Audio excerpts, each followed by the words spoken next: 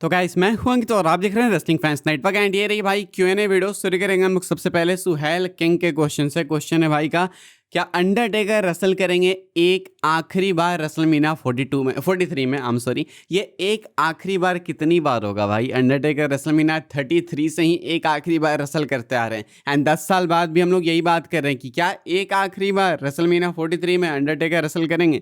नहीं भाई, Undertaker retire हो चुका है एंड अंडरटेकर का अब कोई भी स्कोप नहीं है कि वो वापस आएंगे। हालांकि ये जो एज स्टाइल्स की रिटायरमेंट हुई थी उसके बाद जब अंडरटेकर आया तो उनको हॉल ऑफ फेम में अनाउंस करने तो लगा था कि कहीं एक बोनयार्ड मैच पार्ट 2 तो नहीं हो जाएगा, लेकिन वहाँ नहीं हुआ तो अब कभी नहीं होने वाला है एंड अंडरटेकर केपेबल भी नहीं है। हालांकि अंडरटेकर इंटरव्यूज़ में रेगुलरली इस चीज़ को बोलते रहते हैं कि उनके अंदर बीच बीच में खुजली होती रहती है कि वो वापस आएँ रेसल करें, लेकिन वो पॉसिबल नहीं है, वो खुद भी जानते हैं।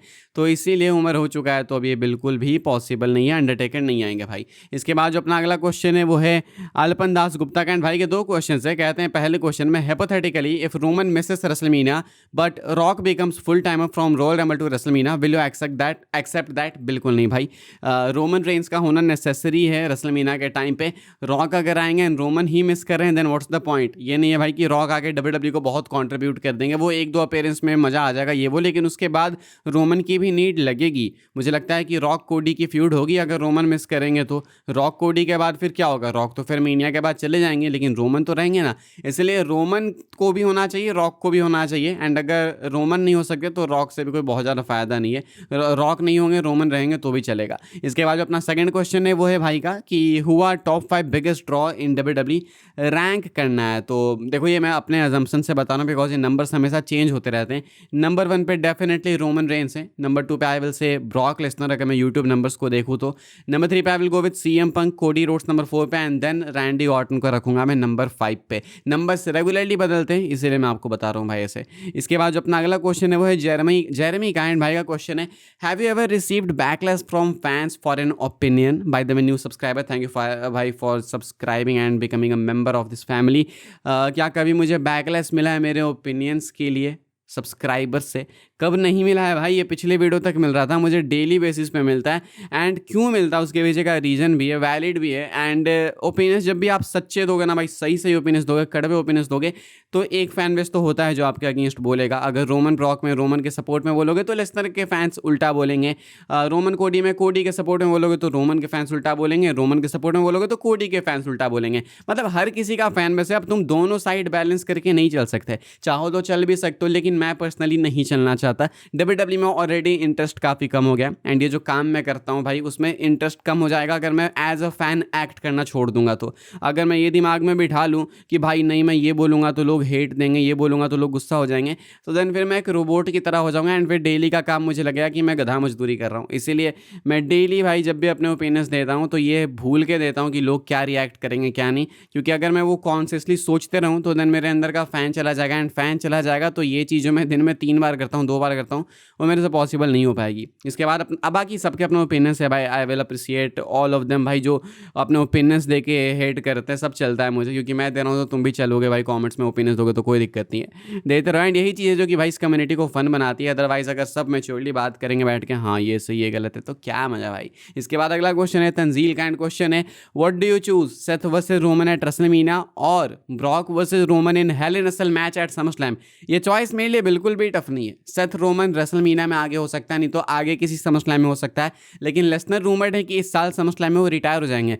तो अगर हमें लेसनर का रिटायरमेंट मैच ऐसा मिल जाए कि वो गंथर को नहीं फेस कर रहे हैं बल्कि रोमन को ही फेस कर रहे हैं, वो भी Hell in a Cell match में फेस कर रहे हैं, then why would anyone will choose Seth versus Roman? भाई सेथ रोमन कहीं नहीं जा रहा है, वो हो जाएगा आगे रेसलमेनिया में हो जाएगा या फिर बाद के समरस्लैम में हो जाएगा, जब मॉक्सली अगर वापस आ जाएंगे तो हो जाएगा। तो इसलिए मुझे लगता है हर कोई लेसनर एंड रोमन का Hell in a Cell match ही चूज करेगा। इसके बाद अपना अगला क्वेश्चन है SBR का एंड क्वेश्चन है, what about the fantasy match between team Cody versus team Roman in a Survivor Series 5-on-5 elimination match? बहुत ही अच्छा साउंड करता है, कमाल साउंड करता है एंड एक बार पिच भी किया गया था, लेकिन एलिमिनेशन मैच नहीं, वो वॉर गेम्स मैच पिच किया गया था। आई गेस लास्ट ईयर या फिर उसके लास्ट ईयर, एग्जैक्टली मुझे याद नहीं है, लास्ट के लास्ट ईयर शायद पिच किया गया था, लेकिन ये चीज़ हुई नहीं। तो मैं चाहता भी हूँ कि हाँ भाई ट्रेडिशनल सर्वाइवर सीरीज मैचेस वापस आएँ, तो अगर ये हो जाए तो मज़ा आ जाएगा भाई, मुझे लगता है हर किसी को मज़ा आएगा। इसके बाद जो अपना अगला क्वेश्चन है वो है सोवेरेक्स का एंड भाई का रैपिड फायर एंड बहुत ही टफ है, मैंने पहले ऐसे इसको पढ़ा था भाई। तो रैपिड फायर है भाई का एंड कहते हैं कि मुझे बेस्ट फिनिशर पिक करना है F5 और टूम्बस्टोन पाइल ड्राइवर में। भाई F5 बहुत ज़्यादा देख चुका मैं एंड टूम्बस्टोन पाइल ड्राइवर भी देखा है, लेकिन वो स्टिल थोड़ा सा ज़्यादा यूनिक सा लगता है अभी भी, तो इसलिए मैं टूम्बस्टोन पाइल ड्राइवर के साथ में जाऊँगा। स्टनर और पेडिग्री में एक पिक करना है, तो I will go with pedigree. Spear and power bomb में सो ऑब्वियसली स्पीयर भाई। Curb stomp and code breaker बहुत ही टफ चॉइस है, लेकिन मैं कोड ब्रेकर की तरफ थोड़ा सा ज़्यादा अट्रैक्ट होता हूँ, जिस तरीके से स्पेशली क्रिस जेरिको लगाते थे, तो इसलिए आई will go with code breaker. RQ और क्लेमोर किक में आई विल गो विथ आरक्यू, क्योंकि आरक्यू बहुत ज़्यादा फैसिनेटिंग सा लगता है, फैंसी लगता है। क्लेमोर भी बहुत ही तगड़ा मूव लगता है मुझे। मैं अब तो 2K नहीं खेलता उतना एक्टिवली, लेकिन जब खेलता था तो मैं हमेशा मैकेंटायर बन के खेलता था क्लेमोर लगाने के लिए, तो वो भी अच्छा है, but I will go with Randy Orton RQ. इसके बाद अगला क्वेश्चन है वॉल्ट फिक्स का एंड क्वेश्चन है who feels more dangerous right now, breaker, Jacob फाटू और ओबा फेमी। इन तीनों में से कौन ज़्यादा डेंजरस है? एंड अच्छे ऑप्शंस दिए आपने भाई, बिकॉज यही तीनों आगे जाके WWE के मेगा स्टार्स बनने वाले हैं, शायद WWE मानती है। तो ब्रेकर को तो मैं फिलहाल यहाँ से हटाना चाहूँगा, बिकॉज अभी वो बिल्कुल अलग डायरेक्शन में। ओबा एंड जेकब में मेन कंपेरिजन है। टू बी ऑनेस्ट भाई ज़्यादा डेंजरस फिलहाल अभी के लिए एट द मोमेंट जेकब फाटू लग रहे हैं, बिकॉज वो रोमन के टाइटल के लिए थ्रेट हैं। लेकिन अगर ओबा लेसनर को हरा देते हैं भाई अभी क्लास इन इटली में, देन ओबा से ऊपर कोई भी थ्रेट नहीं होगा भाई किसी के लिए। इसके बाद अगेन मैंने क्वेश्चन पिक किया सोवेरेक्स का, भाई के 2 क्वेश्चंस पिक किए मैंने, बिकॉज दोनों ही इंटरेस्टिंग थे। एंड ये वाला तो और भी ज़्यादा इंटरेस्टिंग है। भाई का क्वेश्चन है with superstar it's secretly the hardest person to work with backstage, यानी कि WWE में ऐसा कौन सा टैलेंट है जो कि बहुत ही ज़्यादा टफ टू वर्क है, यानी कि जिसके साथ काम करने में बहुत मशक्कत करनी पड़ती है कि भाई ये पता नहीं बात माने ना माने, उस टाइप की बात अभी बताना बहुत मुश्किल है भाई, बिकॉज आज के डेट में भाई सब रोमांटिक हो गए, मतलब दूसरे टाइप के, समझ रहे हो तुम, कि हर कोई अच्छे रिलेशंस बनाना चाहता है, कोई पब्लिक में आके एक्सपोज नहीं करना चाहता किसी को, सब बैक स्टेज अच्छा गुड माहौल बना के रखना चाहते हैं।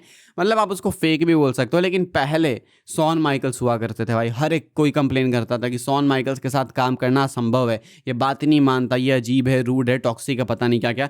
लेकिन आज के टाइम पर अगर कोई एक नेम मुझे पिक करना हो, बहुत मुश्किल है, जो कि बहुत मुश्किल है पिक करना, आई will go with Tiffany Stratton, क्योंकि मैंने सुना था कि टिफनी जब WWE में आ रही थी तो उस टाइम उनकी बन नहीं रही थी, तो इसलिए आई will go with Tiffany Stratton. And अगर रोंडा होती तो डेफिनेटली रोंडा राउजी। इसके बाद रोहू बेनीता का क्वेश्चन है एंड लंबा क्वेश्चन है। अंकित भाई, रोमन रेंज जब सेमी जेन जैसे मिड कार्ड सुपरस्टार के साथ भी फाइट करते थे तो वो मैच पूरी WWE का सबसे बड़ा मेन इवेंट बन जाता था। आज कोडी रोड्स और गंथर जैसे 2 बड़े चैंपियंस मिलकर भी वो हाइप क्यों नहीं बना पा रहे हैं? बिकॉज यही प्रॉब्लम है कि हम लोग कोडी रोड्स एंड गंथर को 2 मैसिव चैंपियंस मान लेते हैं। कोडी रोड्स अगर आपको मैसिव चैंपियन किसी भी दिन लगने लगे WWE के, तो समझ जाना भाई कि WWE की कहानी जो है वो निपट चुकी है। एंड मैं इस कोडी की बात कर रहा, हील कोडी की नहीं, बिकॉज इस कोडी को 2022 से 26 तक हमने देख लिया, सेम है भाई, वही रोना धोना, आई विल डू दिस है, इसके अलावा कुछ नहीं। हील बनेंगे कोडी, देन आई विल सी भाई कि हाँ कुछ बन सकती है बात, एंड उसके बाद कुछ हो सकता है कोडी का एक्चुअली में कि भाई ये मेन चैंपियन है। ये कोडी रोड्स को तुम टाइटल किसी को भी थमा दो, नेसेसरी नहीं है भाई कि वो मैसिव चैंपियन बनी जाए, तो इसलिए रोमन थे मैसिव चैंपियन, उनके सामने जेम्स एल्सवर्थ भी डाल दो तो रोमन के लिए लोग देख लेते हैं मैच। इसके बाद अपना आखिरी जो कॉमेंट है इस वीडियो के लिए वो है आशीष राज का, एंड भाई कहते हैं कि प्लीज़ टेक माय नेम, मैं तुम्हारी वीडियोस रोज़ देखता हूँ, जब भी देखता हूँ मज़ा आ जाता है, तो बस ऐसी वीडियो बनाते रहो। बिल्कुल ऐसी वीडियो बनाते रहेंगे।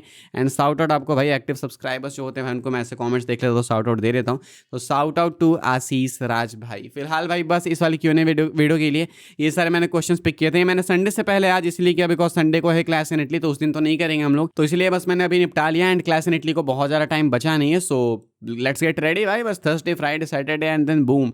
अभी के लिए इतना ही था, मिलते हैं कल सुबह, तब तक के लिए goodbye, thanks for watching, good night.